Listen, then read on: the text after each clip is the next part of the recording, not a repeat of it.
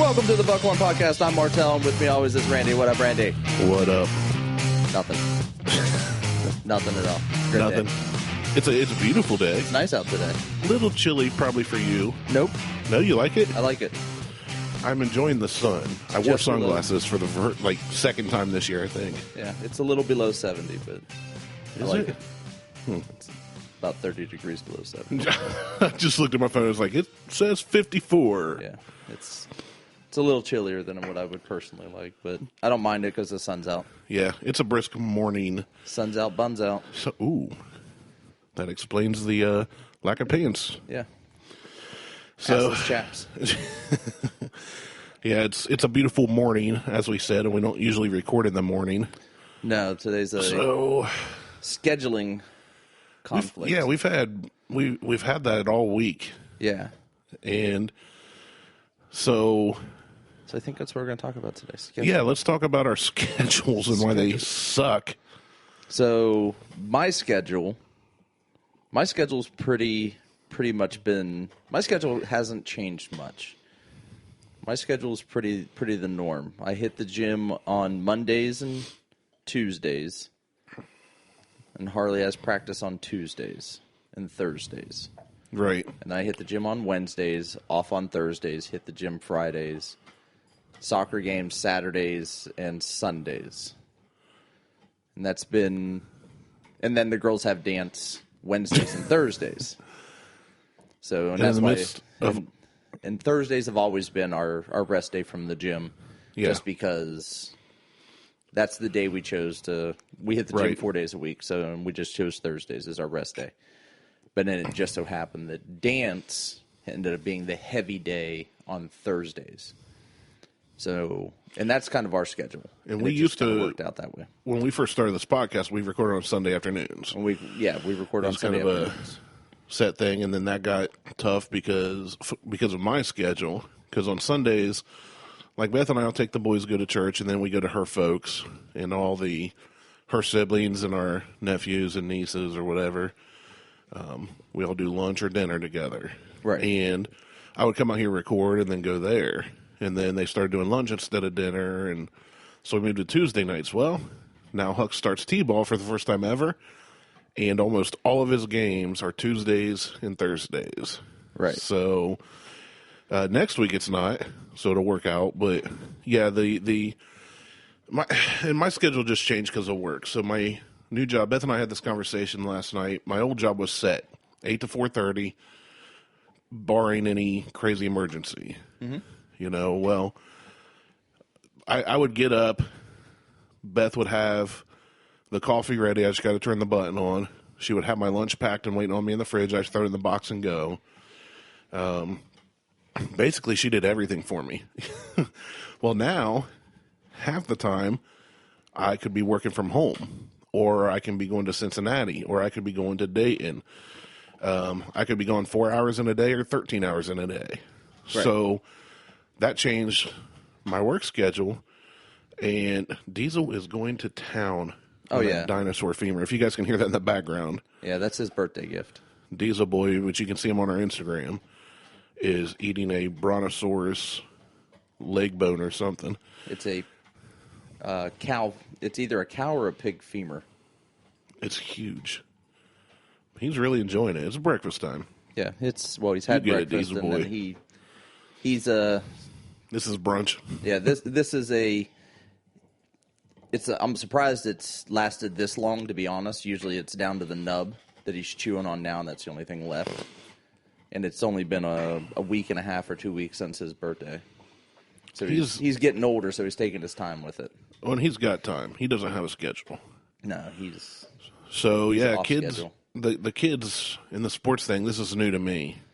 So it really messed up our recording this week as far as when we record. And now I was trying to get stuff done this morning, told you I'd be half hour late. You said, yeah. Now you're pushing into my kid's game, and it's just a mess. Right. So you have two kids that are involved in sports. I have a kid that just got into T-ball. I want to get him into wrestling, this coming year. And we have an infant. And really, I guess what we were going. This coffee is not kicked in yet. What I was trying to say is that's kind of what we're talking about today. Is how do we manage our time? How do you do all the things you want to do? And a lot of my friends are of the mindset that kids ruin your life. Right. I know a lot of people that are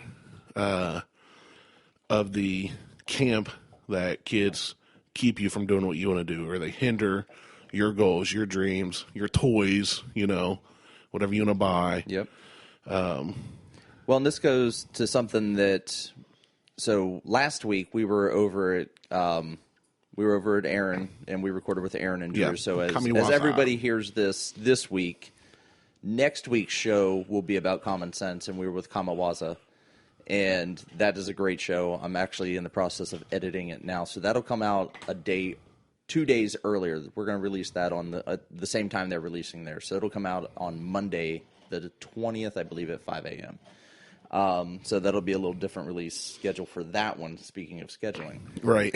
So, but they were talking about, I think at one point on one of their shows, they were talking about who should come first, the parent or the kid, and who should be put first. And the parent should come first. Yeah. Because without the parent coming first, the kid can't survive. Yeah. So, it's who is more important. Yes, kids are important, and I do believe that, but who should come first is the parent should come first in most cases. Yeah. To, and it really depends on, what the situation is. It's the scenario came up when you're on an airplane. What do they tell you on an airplane in an emergency situation when the mask falls from the ceiling? Open the window and throw the kid out. Right. We ain't got time for him. You ain't got time for that shit. It's put the mask on yourself first, then put your mask on your kid. Well, that's just like I tell people in. So people serving in a school. I have a lot of friends that are teachers, or people even in your job, my job, especially people at churches. Man, people get so burnt out trying. There's no kids in my workplace. No, but you. Here's the thing: if you get burnt out at work, how much good are you at work? Right, you're worthless. No, you have to keep yourself from getting burnt out. Take care of yourself, or you're worthless to everybody in your life. So it's all about scheduling your time off. Right. Yeah, exactly. It is. And that's one of the things. I think it's a misconception from people that have never had kids. And several people, I won't name them, but several have been, we've discussed it, and they always joke about not wanting kids. Kids are a drain on your resources. Right. Kids are... I don't think I can explain it to somebody that hasn't experienced it. I can talk about it with folks that do have even one kid. It's different being a parent. Yep. All these people I see a bunch of snot-nosed brats being a-holes in restaurants, or, I've got nephews and they're cool, but I wouldn't want them because they're all little butt heads or whatever. And when I talk to these guys, they say, kids take up so much time. They joke about you can't go work on your car, you can't go to the movies or go out with your friends because your kid has T-ball, or you can't record your podcast when you want because your kid has soccer, or whatever the deal is, science fair. And they see it as being a sacrifice that you have to make in a negative sense. They see it as being a controlling factor in your life. And some people who didn't want kids and actually ended up with them and are trying to be good parents kind of see it that way, it seems. But for me, we tried so hard to have kids. Right. For 7 years, we were told by every professional, every doctor, everyone we talked to, they said, you guys probably will never have kids. Deal with it. They didn't say it that way, but then Beth got upset. Long story short, not turned into a religious thing, but the church prayed for her. She got pregnant like almost instantly. So believe what you want, but that's how it happened for us. And for us, it was such a joyous occasion that ever since then, the last 5+ years that I've been a father, and now a father of 2, I don't see things like this T-ball as a drain. I don't see it as a negative. No, and I don't see soccer as a negative. I hate soccer, but I don't see it as a negative for your kids. It's negative, kids. but it's a. I schedule around it. I want her Right. to be active in sports. I want her. Right. It's a disciplinary action. Right. Not a. It's for her to understand how to play with others, how to get along with others, and take instruction from others besides Right. you and Liz. Right. It's a coaching aspect. It's how to get along, and it's how to survive and thrive in a team environment. Right. And how to work with others. And work with peers, people your age. Well, you know. and older. I mean, because she's in kindergarten, and she's going up against girls in second grade. Okay. I mean, it's brutal. I mean, she's going up against girls who are. And she's not. I mean, she's tiny. She's little. She's going up against. She's like 45 pounds, and she's going up against 70-pound girls. Yeah. I mean, there are some girls that she just gets run over. So, as much as I have discontent for the game of soccer, it's like, for her, it's more like rugby in this sense. I mean, she's just getting run over. So, and I'm with you, absolutely, with everything that you said about having kids, and I don't see it as being a negative at all. Right. Like, I don't put my kids first in almost every facet of life. Right. I mean, I went out and bought a sports car. Mm-hmm. I didn't think about what it was going to do. Can I get all the kids in the car? Nope. Yeah, you didn't care. That's not why you bought it. That's not why I bought You it. didn't go out and get a station wagon. No. You got a fucking car. Am I looking to sell it because the kids don't fit in the car? Yeah. But that's... partially. You really want an excuse to get a bigger, better... I want a bigger, better, faster car. Right. You're like, oh, the kids don't fit. Shucks. Guess I need something faster. A bigger four-door, faster car with twin turbos and a V8? Absolutely. Yeah, well, I've got that 82 Ford, and when I got it, I love old trucks. It's a standard cab, 8-foot bed.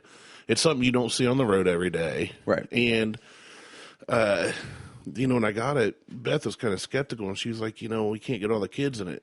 And I was like, yeah, I know. That's why you have a Camry. I'm not buying this truck for us to go down to Tennessee on vacation as a family in. Right. I'm buying this truck to make a little, which I am going to relower it again. You keep saying that. I know. Time. It's scheduling, man. Right. But, I bought it for me, and I love it. She likes it. The best part is the few little trips I have taken Huck in, I put his car seat in, so he's on this bench seat. He can see everything, and he's like, and it's loud, so he thinks it's fast, and it's me and my boy. It's so slow. But it's me and my boy just rolling through town, windows cracked, and it's father-son time. Yeah, I don't see. I have a kid, and I still bought the truck I wanted. I don't see kids as a hindrance, but there is that aspect that we do sacrifice for our kids, but it's because it's what we want to do. Like you said, you want your kid to learn how to work with others. If that comes via soccer, so be it. Right. It's not that you want to go to 2 games today. It's not that you want to go. Don't want to go to 2 games. Exactly, today. That's my point. But I don't want to go to 1 game today. I love going to. So when Huck started t-ball at practices, he's easily distracted, which everybody in both mine and my wife's lineage. Well, he's a kid. He's going to be. He's 5, and we all are just flutter-brained all the time. Well, the first game, we go in and the coach says, "Hey, Huck, you're going to be the catcher." And I'm like, what do you need a catcher for in t-ball, They the play coach all stands positions. there. Yep. Well, he got the pads and put them on, and the coach was given pads by the league, which it's t-ball, so they just got the crap. Right. Well, what they got was pads for bigger kids. So when he put on the shin pads, the knee part was actually up by like his hip. So you couldn't even do those straps because he wouldn't have been able to bend his legs. And then the chest protector hung like halfway down his thighs.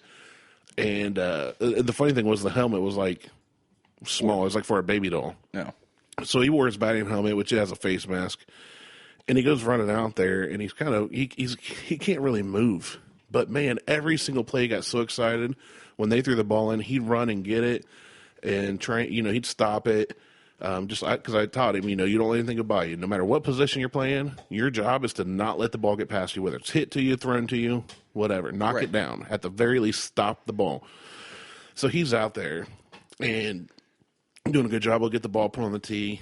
And at the end, he asked the coach, he said, do I get to play this be catcher next game? And the coach was like, well, we'll see. We're going to try and let everybody get a turn. And he said, he pointed to the gear they'd taken off. And he goes, but that's my armor. and after that, like, the coach was like, all right, unless another kid wants to, Huck's always catcher. And they got him better fitting stuff the next game and all this. And so now for me, I'm going out there and I've kind of become one of the assistant coaches helping with the kids. They've asked me to kind of be out there. So I'm out there with my boy and all these other kids trying to teach them the game. And, well, I have to, like this week he had a game Tuesday and Wednesday. One day I was working from home. The other day I kind of had to rush home to get there in time. And then I was supposed to leave after the game and work late into the night. Thankfully that got canceled. But all that time running from Columbus down to Circleville, if I would have had to go back, I would have had to come back up to Columbus. I never once thought it was a drain on my time. It's something I enjoy doing. I enjoy my kids. But to your point, I also would not let something my kids want to do take away from what I want to do. Exactly. That goes. In an earlier episode we did, a very early episode, we talked about like the helicopter parenting and then the like. Let's do everything for the kids, right? And that goes back to something that Aaron had posted on their Instagram feed about FOMO, fear of missing out. Mm-hmm. But there's another thing called JOMO, the joy of missing out. Yeah. Which I have. Yes. It is not going out and doing things. Well, something he posted on, I saw it on Facebook. I saw it on Facebook, and I actually commented on it, and I said, well, what about JOMO? Yeah.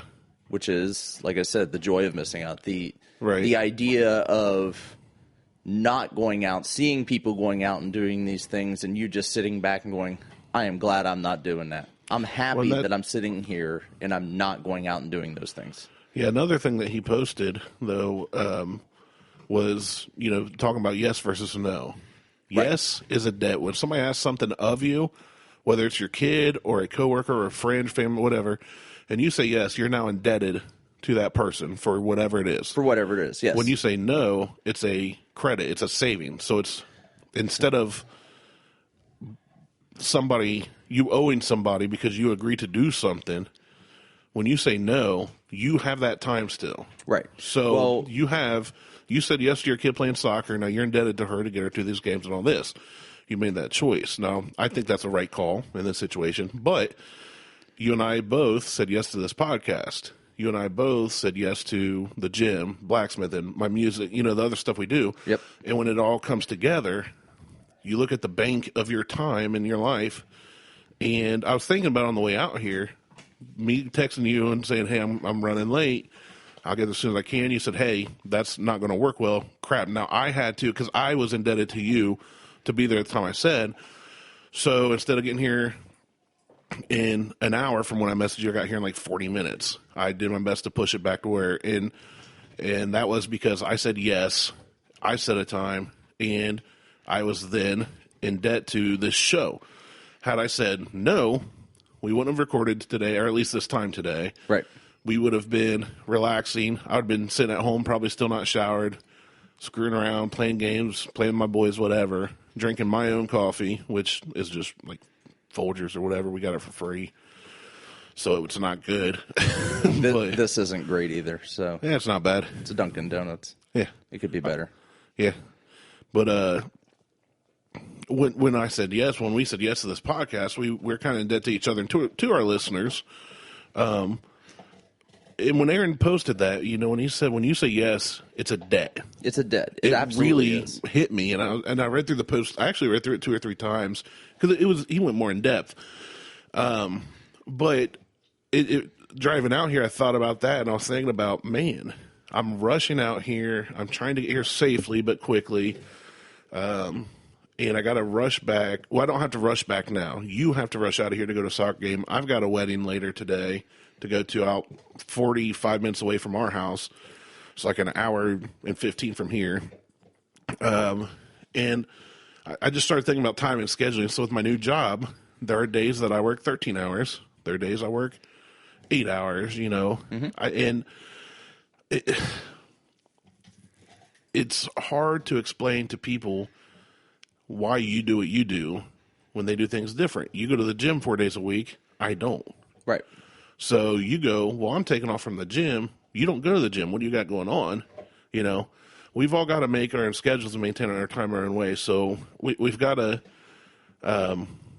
every little thing we do in life is, I used to do this illustration with teens. So I had one of those big giant mason, like picture a pickle jar basically. Okay. Right. And I filled it with ping pong balls. And I asked the kids, is the jar full? Yeah, it's full. You can't fit any more ping pong balls in. Nope.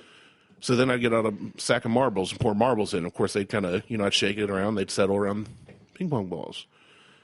I'd say, okay, well, now it's a full. And a couple kids were kind of catching on, like, okay, let's see where it's going. Some would be like, okay, yeah, I get it. You've put more in. It's full. Then I'd get out a bag of sand, and I pour sand in, shake it all up. Sand fills in everywhere else, right? I fill it to the brim, wipe it off. It's level. All right. Now is it full? Well, the sand's like one of the smallest things you can see with your naked eye. Yeah, it's full. Right. And then for the demonstration, one demonstration I did was I took gasoline. I was outside by a campfire at a camp doing a little devotion, and it was just a clear liquid. They didn't see it. It didn't come out of a gas can. And I poured it in. The liquid, of course, fills everything else. When I did it inside, I did it with coffee, and you'll see why in a minute. So once I pour the liquid in, I say, now is it full? They're like, okay, now it's full, right? It's full to the top. There's sand, marbles, ping pong balls, and whatever liquid it is. So the way I get to talking about it, I said, okay, guys, you need to understand that this jar, it kind of represents our life, right?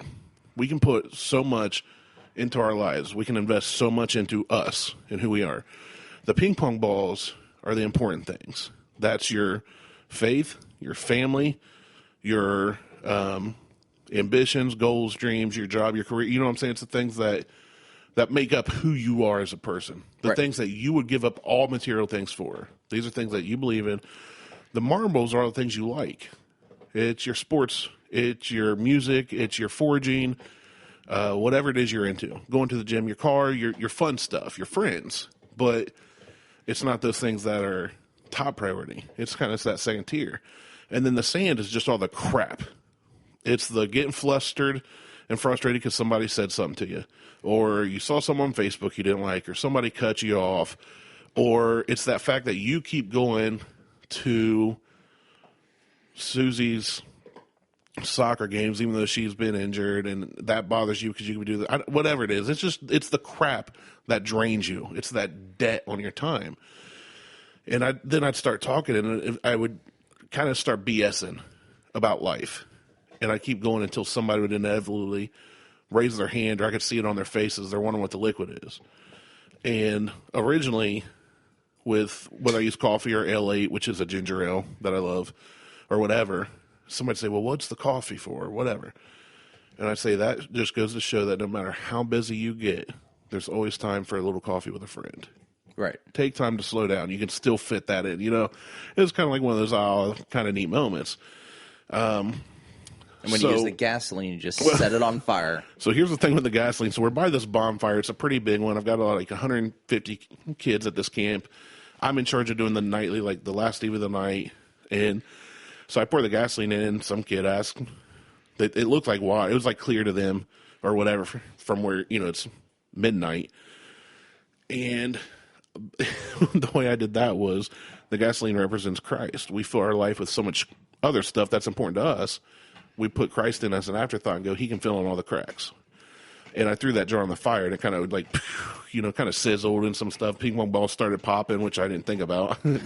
So I'm like sitting there talking to the next part, and they're like, pew, pew. But then I took another jar.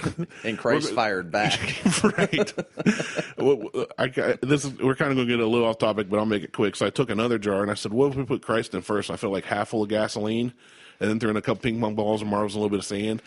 And I was like, see how much, like if we put Christ first, there's not room for all that crap in our life, blah, blah, blah. And I took that jar and threw it on the fire, and pandemonium.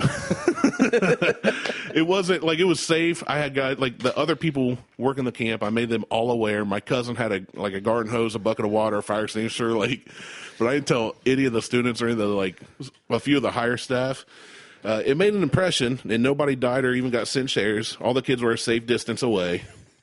But, yeah, I wasn't allowed to do that one anymore. I'll just leave it at that.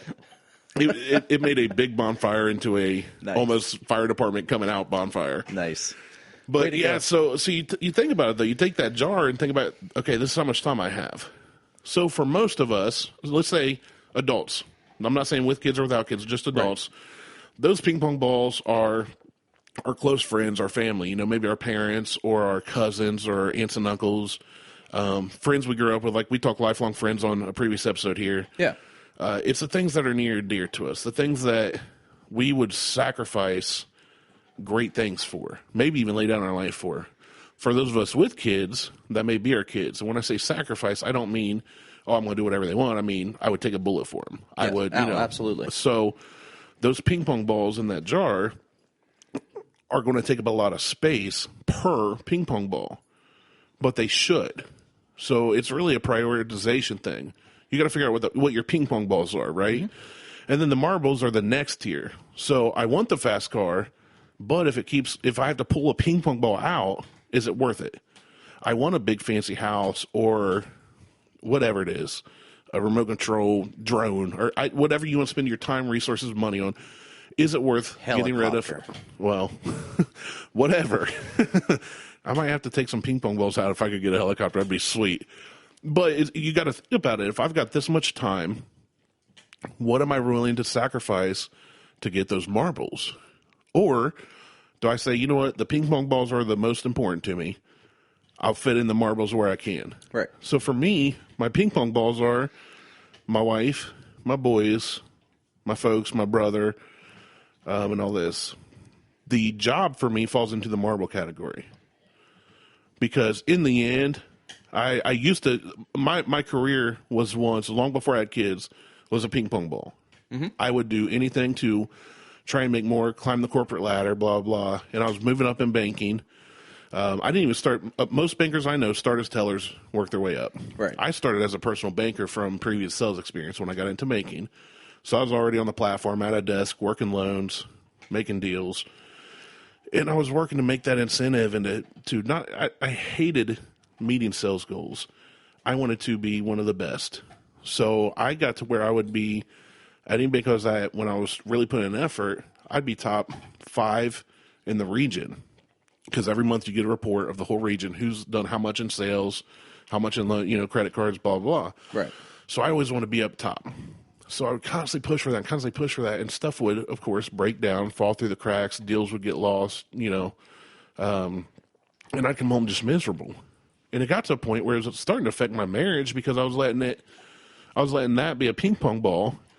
And when I did that and it was bringing me down, it was affecting all the other ping pong balls in my life. Right. It was affecting hanging out with my friends, affecting having a good dinner with my wife because I was just in a bad mood. And finally I went, screw this. And I quit banking after 9-10 years. And I went towards more blue collar work where it was it was physically tougher than sitting at a desk, but I came home in a great mood, So I'd work hard, blah, blah, make decent money, but there was no room for that incentive, so I couldn't make anything more on top of my wages. Right. But I came home in a fantastic mood. And at that point, 10, 12 years ago, whatever it was, I realized that my career needs to be a marble and not a ping pong ball. And I haven't let it since then. So for me, my career, my job, you good, Diesel? All right. Those will always be a marble now because if I lose my job, I've still got my family. Right. I've still got my truck. I've still got my apartment or house, at least for a little while. But, so we've got to, when we think about our time, we've got to prioritize it. So for me, those are my ping pong balls. My marbles then become my music. I mentioned to my uncle, who I've been in bands with last night, I miss playing music out. One of my buddies I've talked about is in North Nashville. I was watching a video of them playing an old Brooks and Dunn song. They're starting to tear it up in the country music industry. Mm-hmm. And I was like, man, I kind of miss doing that. And he was like, yeah, sometimes I do and sometimes I don't. That's become a marble to me. I want to do it, but if I don't, I'm nostalgic about it, but I'm not depressed if I can't. Right. So my forging, my blacksmithing, there's so much I want to do. I wish I could do it full time. Maybe someday I will. I'm kind of, learning still, But maybe someday I'm making giant meat cleavers and knives and hinges and whatever full time. I don't know. But that's a marble. That forging a marble, when people say, hey, man, what have you been doing lately? I'll be like, I haven't been in my shop for a week and a half, or I haven't forged since Monday, or over the winter, I was like, I ain't been out there for a month and a half because it's been negative 20. Yeah, like, screw that. It's a marble to me. It's not it's something I really like doing, but it's not something I'm going to let suck the time out of me to the point where I don't want to do it. Right. I'm not going to let it be that big of a debt to me. So for me, I would say my three biggest is the forging, my music, and this podcast. Those are marbles. There's stuff I really want to do, but I've got to work around with the ping pong balls. Right. And then the sand's all the other crap. It's the people that think I'm a jerk on Facebook. It's people that think I'm a jerk in real life. It's whatever else, It's stuff that I can do totally without and not even deal with it. And a lot of people, when I tell people, like, Facebook doesn't matter to me, all my friends and family are like, dude, you're on there all the time. You post so much. I'm like, you guys don't get it, though. But to that, posting on Facebook and scouring Facebook are two different things. Yeah. Because I only post maybe once or twice on Facebook a day now. Right. My morning good morning. You do your morning good morning. Hey, go be morning. awesome. Don't be a poop head. Which was, what? Today's the 10th, 11th? Something like that. Today's the 11th. That was the 10th. So if you want to go back, and all my good morning messages are public, so anybody can go back and find them. So yeah, the 10th was good morning and don't be a poop head. Yeah. Which I actually saw that right before I left early yesterday morning for Cincy for work. So that's a good one. Today is just a basic. Yeah, it was like something about the sun is out and the coffee's made and have a great day. But I don't get on Facebook and search. Well, my thing is scour through people's timelines or search the timeline because Facebook doesn't show me what I want to see anyway. Yeah, I share a lot. A lot of people are like, you're on Facebook all the time. No, I'm on other social media and I hit share to Facebook. Right. And the only time I comment is when people comment to me or tag me in something, or it's somebody, it's one of my golf ball people or ping pong ball people, somebody very close to me. Yeah. So if I don't scroll a lot, but if I happen to see one of their posts, I might comment, might joke with them. But it's always joking. I'm not getting into serious, angry debates. I just don't have time for that sand. Yeah. So when we're talking about time and time management, it's always helped me to go back and remember that glass jar. And when something starts draining me, then I think about that and I go, okay, what is this? Is it a ping pong ball or marble or sand? And the moment that it becomes sand, I say, get rid of it. No matter how you feel about it, no matter if it hurts you to want to do, get rid of it, because in the end, you're going to be far better off without sand in your life.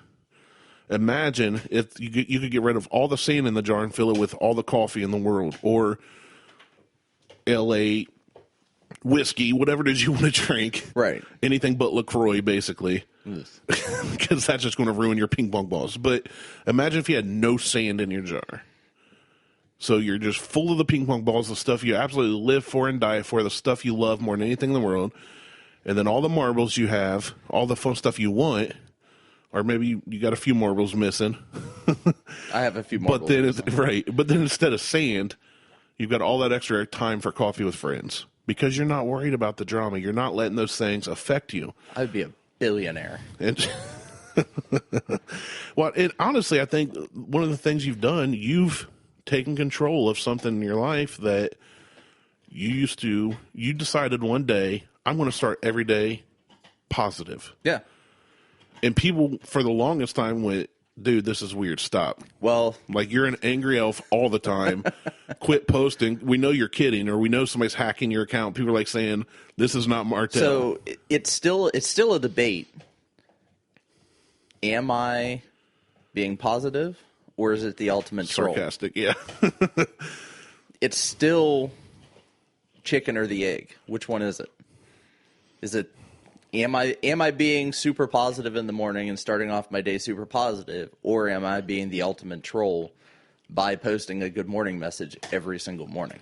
Because I've been doing it now for almost 2 months. Yeah, well, here's the thing. So don't say either way. I'm not going to tell anybody either way what it is. So I will, however, say posting that morning message every single morning has put me in a better mood every single morning. Right. Just starting off that morning. Now, I don't do it until I get to work because I don't do it first thing when I get up because I'm running through the house doing different things, and I don't have time to do it immediately when I get up. So I don't typically do it until I get to work, but when on the weekends, it is one of the first things I do when I get up in the morning. Yeah, so if you're doing it because you've had a change of attitude and decided my day will at least start positive, you've made a conscious decision that you're not going to let that sand affect you. Right. You took some of the sand out of your jar. You said, you know what? I could be flustered by the kids not getting up, the drive on the way into work and all the traffic, blah, blah. But once you hit that, you say, hey, everybody, good morning, go be awesome, whatever, have a nice day. You've made that decision that you're going to start your day on a positive note. Yep. If you're trolling, you're still smiling. Right. So it's still entertaining. You're still starting your day feeling good. So either way for you, it's a positive. Now, here's where other people got to look at your post and go, how does that fit in my jar? Yep. Is this sand because he's trolling and he's a sarcastic a-hole? Or is this a marble where I've got a buddy that hasn't deleted me from his Facebook like he has hundreds of other people, and he's trying to set me up? And then it becomes down to that person whether they want to take it as a positive or negative. For you, either way, you're entertained. Right. You're starting your morning right. I'm starting my morning right. Some people are posting, and they're posting animated GIFs and memes on it. Like, I have a license, and it just, it just says I can do whatever I want type of memes. Other people are looking at it, and I'm getting private messages like, knock it off. This shit ain't funny no more. I was talking to my buddy Bub, who gave me the bottle of whiskey, the Wiggle, whatever, Wiggle, whatever. Weasley, whatever it is. You guys will hear about that on next week's episode. He just bust out laughing. Like, he was driving to work I think he was driving wherever. He was with his wife. He just bust out laughing, and she's like, what the hell's wrong with you? And he's like, this. And he just shows her his screen, and it was my good morning message. Yeah. And so everybody's got a reaction to that, to what those posts, and it's me just taking the time out of my day to... Yeah, you're taking 10 seconds to type up something that sets the course for your whole day. Yeah. So and you're taking... And at least 400 and some people's day, if they're seeing it, on top of I'm making it public, so it could be seen by whoever. 402 people's day. So yeah, but you're taking, again, it comes back to time management. You decided I'm going to take, because you used to never post anything, hardly ever. Typically, not consistent. Not consistently. So now you said I'm going to take 10, 15, whatever, 30 seconds every morning to post this, but that affects more time than that 10 or 15 seconds it takes. So that's a time management thing again. You're deciding that this is becoming more important to me. So you've decided that instead of Facebook being sand, because you've been very public about how much you hate Facebook. Oh, I hate Facebook. Facebook can suck a big one. You took some sand out and threw in marbles in that place. You've made it something where you go, I can use it for a positive. Yeah. And it's become a bigger marble. It's not a ping pong, but it's become a... Oh, no. I don't. Facebook, social media should never be a ping pong ball. No. Or any interactions. People, it's become a grain of rice as opposed to a grain of sand. Yeah.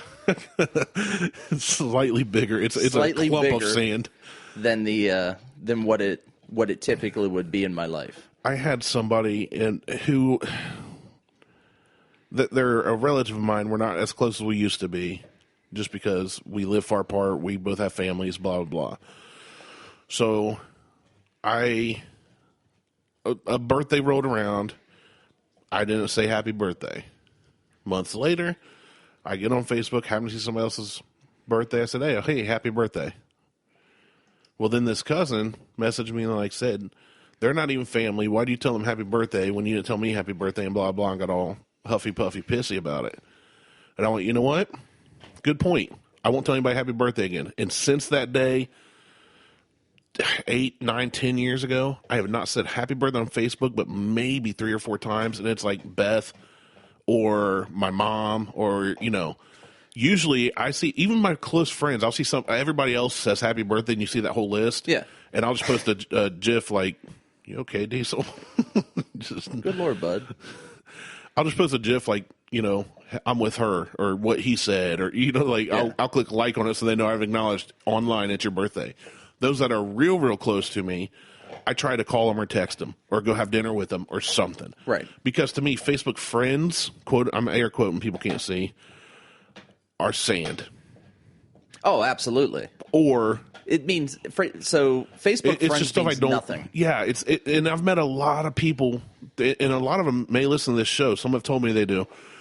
I've met a lot of people through the Fat Guys in the Woods / Outvying / whatever other outdoors events I've done, and I love those folks, but I don't have time to invest making sure that I'm pleasing them on social media when they live states away, and I'm here dealing with my new job, my family, my podcast, my foraging, and my music. My ping pong balls and my marbles have to come before people I met once or twice or 10 times, but only interact with mainly on social media. Absolutely. And until people realize that you can do that and still have those quote-unquote friends, like you can still have those relationships, they're always going to try and take that and make them marbles when they should be sand. They don't realize that, like I have 6 or 7 or 900, I don't know how many quote-unquote friends I have, but the vast majority of them are sand in my jar. And I don't mean, a lot of people, when I talk like this, they say, man, you're such a jerk, you're such an a-hole, blah, blah. And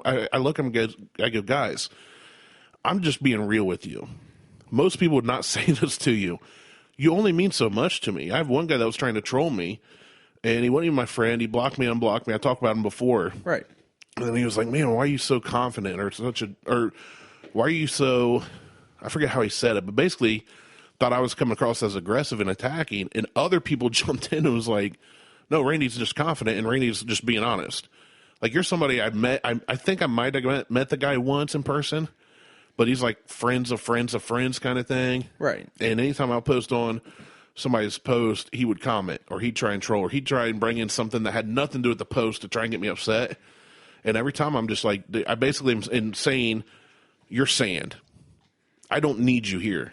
I can easily do without you in my life. Right. I don't block him because I don't care enough to block him. It doesn't even bother me. But he keeps thinking he's getting under my skin. And finally one day I just basically told him, you mean nothing to me. Right. And he was like, wow, that was a real jerk thing to say. I said, like, and other people are like, no, he's just being real with you. Like, you constantly you push his buttons, and they're saying you're saying to him, you don't matter. In life, he can do without you. You are trying to take up room for another marble or ping pong ball or whatever. So until people realize that they don't have to please 900 superficial friends or fake people in their life, they will never be able to fit more marbles or ping pong balls in their jar. They're putting sand in first. Just chewing on that bone a little too hard. He's going to hack up a doggy lung. I know. But until people realize that they're putting the sand in before the marbles or the ping pong balls and letting these people they barely know bother them because they don't agree with their political views or religious views or whatever, they'll never have enough time for the ping pong balls and the marbles. And the ping pong balls that really matter get affected because when you get ticked off by something somebody said online, you come home and then Liz says, hey, how was your day? Oh, my gosh, such and such said this on Facebook and blah, blah, blah. You don't want that. That's why you don't do it. Right. I'm using you as an example, but that's what a lot of people do. They put sand in their jar first. And when people that don't have the same ping pong balls or same marbles, be it kids, be it dogs, whatever those people put in first, they don't understand why you put in the ping pong balls and marbles you do. So for me in my time, these things I do aren't a drain. Sometimes they can cause a little bit of stress, but it's never something that I feel. I've gotten to the point where I know what's important to me. Mm-hmm. My kids are important to me. So my time has become even more valuable. And for example, when we talk time management, now I do facility maintenance, but I used to do home maintenance, and people would call and say, hey, can you fix my shower? Hey, can you install this kitchen faucet? Hey, can you help me install this light fixture? Well, I don't mind helping my friends and family, my ping pong balls and even some marbles. But then somebody would say, hey, I know somebody that wants this done. So I would tell them, well, I don't care if it was something that would take me 15 minutes or 5 hours. My minimum is $35 an hour with a 2-hour minimum. So I'm getting $70 just to go to your house. Right, just to show up. I don't care if it's replacing a light switch cover for you. Pay me $70. Plus, you're going to pay my gas mileage to the site. I won't charge you for the trip home. And I had somebody that wanted that done. Wanted something done, and I told them that. And they went, wow, that's really expensive. I think I can have it done cheaper. I said, you may be able to. That's fine. Just let me know either way. Yeah. I didn't say, okay, well, I didn't need the money, so I didn't go, okay, well, I'll do it for $40. No, my time's important to me. So if you're sand and you're going to come and take time away from my golf ball or my ping pong balls, my kids or my family, I'm going to make sure it's worth it to me. So we've got to learn that time is the most valuable thing we have. And what we fill our time with affects everything else.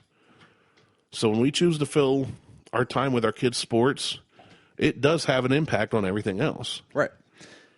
Now, unfortunately, time is a man-made concept. Yeah. With that, the show's over. Thanks, guys. Yay! It is time. It is time. We have to end the show. We have to end the show because there's a soccer game. Because there's a soccer game. You got a marble. I do. For one of your ping pong balls. I do. Your ping pong ball. Harley, she's so cute. She was funny. She doesn't have a concept of time. Not yet. Yeah. Because when I walked in, she was staring at a toy that was crawling across the floor, and you're like, Harley, come eat breakfast. I'm like, come eat breakfast. She goes. She just looks down. Harley, come here. She's just following this little wind-up toy or whatever it was, and I was just sitting there smiling ear to ear. I'm like, all right. Yeah, she has no concept of time yet. So basically, you all need to evaluate your pickle jars and see what you're putting in where. Yeah. And don't be afraid of... No. Like, say it. There is... So, just before we end the show, check out... I can't remember what the episode is. I'll have to go back and look at it. I can't remember if it's from KamiWaza or if it's another show. But I think it was Aaron and Drew. They went through an entire day of saying no. Yes. It was. It's a hard. Yeah, it was because they talked about going through an entire day of saying no. And when the waitress came over and said, "You want creamer for that coffee?" And I think it was dude was like, "No." And he was like, "Man, I really want a creamer for my coffee." But man, I really wanted creamer for that coffee. And he was like, "Can I get some creamer for that coffee?" So, and the waitress was kind of like, maybe we should put that challenge out to our listeners. So I'm gonna do the same challenge. I'm gonna try to figure out how to do this at work because I do say no a lot at work. Like we can't do that, and I have to figure. And I've had to gracefully come up with new ways to say no at work. I don't like you. Get away. No, because usually it's a. It used to be a what the F are you doing at my desk? You just sent me an email. Why are you here? We're not doing this right now. It has now become a, hey, what's up? Click, click, click, click, click, click, click, click, click, click, click, click. And they ask the question, and it's click, click, click, click, click, because I just continue to work and ignore them unless I really like them. So that's my new way of saying no is ignoring them because I don't like the email, then follow up. So, yeah, I'm going to put out the same challenge to everybody else. See if you can go an entire day of coming up with saying no. To everything. To everything. See what happens. Do a creative way of saying no. Even though you need to say yes to something, come up with a creative way of saying no to still say yes to get something done. Yeah, I was listening to Mike Rowe. It's challenging. Listening to Mike Rowe while driving around his podcast. He does these 10 minutes or less ones. Yeah. And he did one, and he always has these reoccurring sentences he repeats through them or whatever. Very well written. The guy's a genius. And one of them that he kept repeating this one line was because they knew that no is just yes to a different question. And then they talk about how the next process this guy took when he was told no, somebody else bought the idea, went and pitched it, and he was told no. And it said, but the difference was he knew that no was yes to a different question, and how it affected.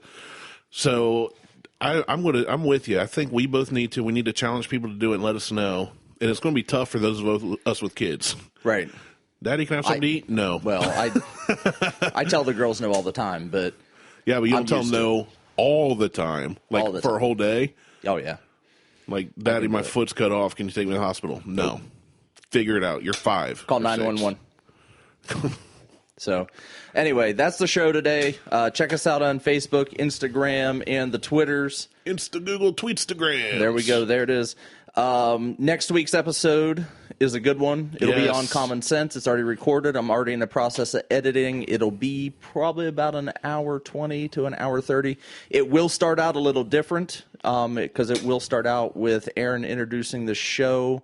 I'll try to do a little intro in front of it, but it will start out with Aaron introducing the show. We're going to pump this one, too, because it was awesome. It's good. It's probably the best we've done. Yeah, it's Aaron and Drew, and then a little we get interrupted. We get interrupted in the middle of the show with another guest. We're not going to. And he didn't even know we were there. Yeah, he didn't even know we were there. He thought he was busting in on their podcast. Jumped in, so it's a good one too. So it's awesome. I'm not gonna. That's even a special guest on that one. So that'll launch Monday the 20th at 5 a.m. So anyway, check us out: Facebook, Instagram, the Twitters, Buckhorn Podcast for Martelle. I'm Martelle. He's Randy. We're out. See you later. Peace.